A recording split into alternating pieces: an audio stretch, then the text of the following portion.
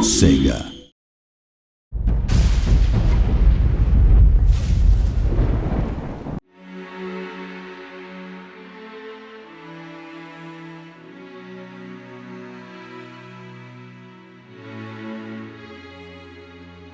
In Conduit 2, we've really put a lot of work into our online multiplayer mode so that people can play competitively online. There's 14 different modes that are available.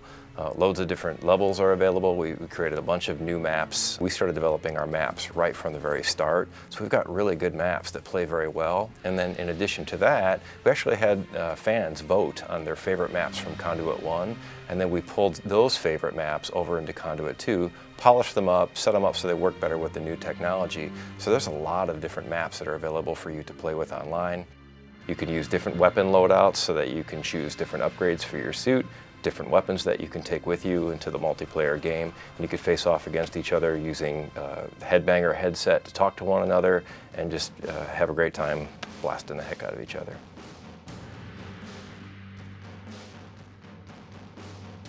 We do have a split-screen competitive multiplayer, and we're really proud of it. It's something that the first game we had multiplayer that we did right. We also wanted to have that experience on a single system. We've got a great campaign mode. We wanted a great split-screen mode as well.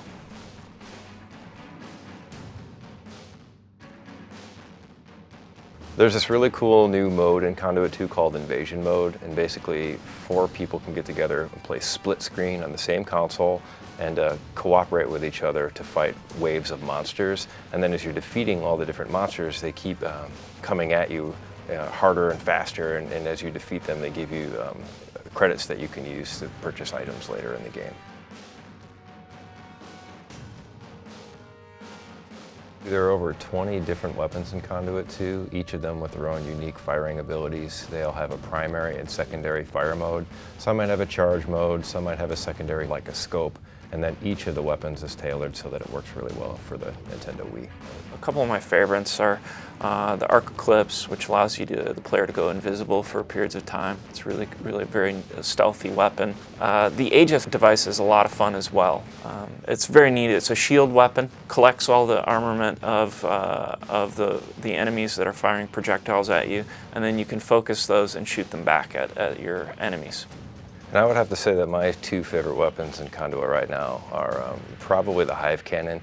Hive Cannon is cool because it's actually a living insect that Mr. Ford pops onto his arm, and you feed it an egg, and then basically the egg hatches inside the weapon. And the great thing about this gun is that your enemies are really pretty helpless against you because you're just spattering them all over and totally juggling them in front of you. And then another weapon that I really like in Conduit 2 is the phase rifle.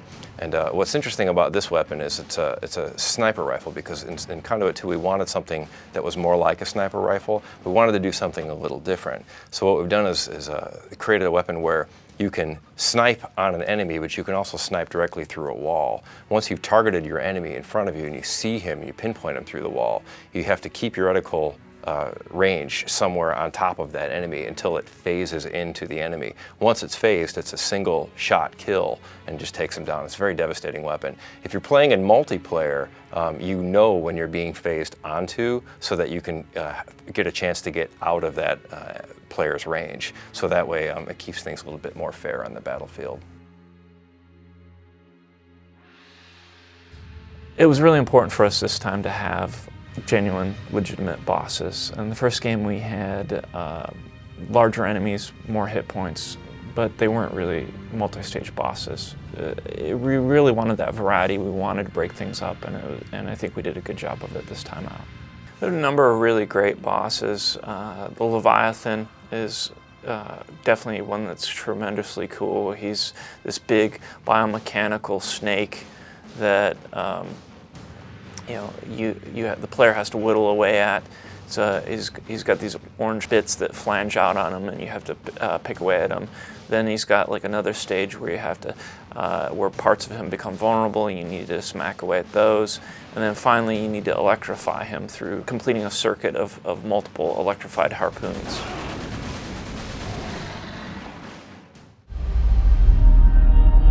Best of luck to you and your little round friend.